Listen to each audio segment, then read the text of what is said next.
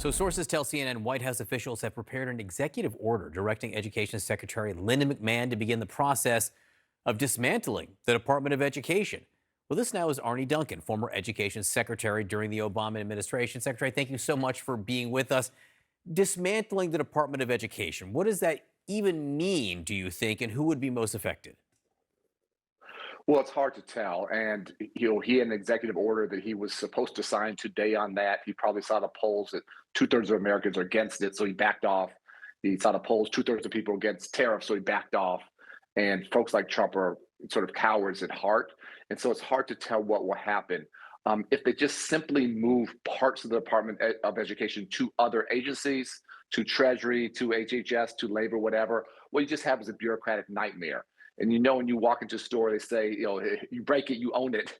If things start to fall apart in DC because they have moved things around, they are going to own it. And that's something they're not going to want to see happen if they start to take away educational opportunity from vulnerable children. Well, one of the things that you hear in this discussion is, oh, we want to move education back to the states. What do you say to that? Yeah. I say, I'll be the first guy to say, mission accomplished. He can put that banner up because guess what? That's already where the action is. That's where everything he says is so dishonest, so disingenuous. As you know, 90% of K to 12 funding is already at the state and local level. So the action is already at the states. What the Department of Education does do, in all seriousness, is provide additional resources for our nation's most vulnerable children, for our 3 and 4 year olds trying to have access to high quality pre K, feeds children who are hungry and need a meal at lunch, children who live below the poverty line, English language learners, 7.5 million children with special needs are rural children, billions of dollars for young people to go to college on Pell Grants when their families, aren't wealthy, first generation college goers.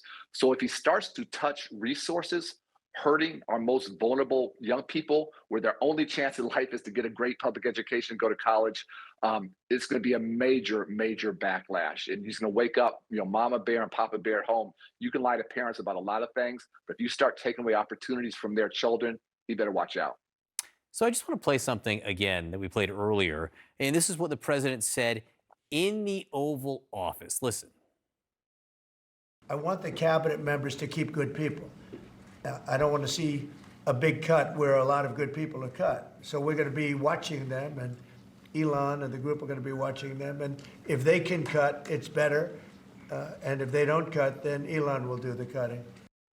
So you've served in a cabinet. I mean, what would that be like, do you think, to have someone who comes in and at least up until today seemed to have a lot of authority over your department? Yeah, it's unimaginable. And that was the honor of my lifetime, was to serve in President Obama's cabinet for 7 years. And we didn't do everything perfect. We made more than our share of mistakes, but I can tell you our heart was always in it for the right reasons. And if I had someone like Elon Musk looking over my shoulder, there's no way anyone with any talent, any real integrity, any clear moral compass is going to work under those conditions. And so it's unimaginable to me.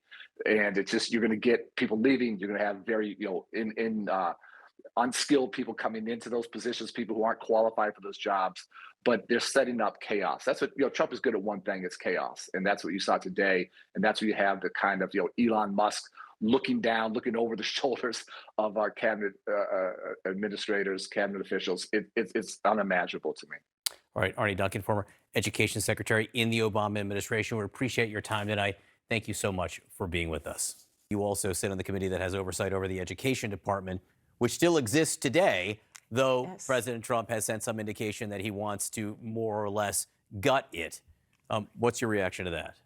Well, I have the opportunity now as a senator to actually meet with the nominees before their hearings, and I sat down with then prospective Secretary McMahon, and I had a list of questions, and I said, sometimes people politicize this department that is so important to our country. They say it should be cut, it should be increased. And she said, oh, no, we're going to abolish it.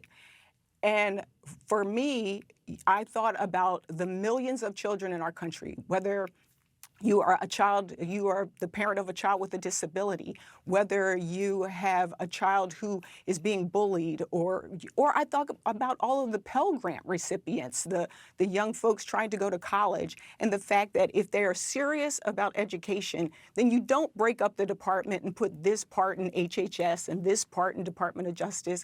You prioritize children, you prioritize educators, you prioritize parents. And so we will see. They've got to bring that proposal to us because we are the Congress. We are the ones that make the laws. Senator Lisa Blunt Rochester from Delaware, we appreciate your time tonight. Thanks so much for being with us. Let's turn to the Department of Education because President Trump has been talking about eliminating the department altogether. We don't know when that move will happen or if it will happen, but theoretically it could happen any day. The Department of Education, for people who don't know this, is already the smallest cabinet level agency. It's mostly tasked with distributing federal funds to local schools, particularly to low income and disabled students. What happens if the Department of Education is shut down? Like, practically speaking, given the fact that most education is run on the state and local level, what would it mean for the DOE to shut down? You're right, Jake. I was a mayor and governor, and education is primarily state and local, but the federal government plays two really important roles. It provides funding for low-income schools, Title I, for school nutrition programs, and then significant funding for students with disabilities. What's going to happen to those funds? We don't know what's going to happen to them. We had the Secretary of Education nominee, Linda McMahon, before us, and I asked her a question about the second thing the department does.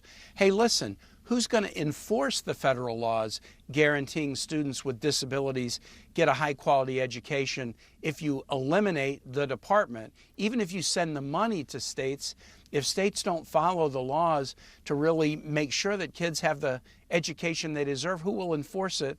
And her answer was, I don't know.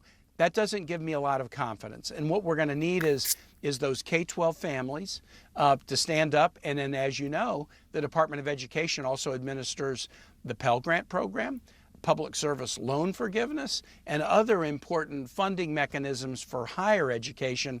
An awful lot of families could not afford to send their kids to school if it weren't for things like Pell Grants. All right, Democratic Senator Tim Kaine from the great Commonwealth of Virginia, thanks so much. I appreciate it.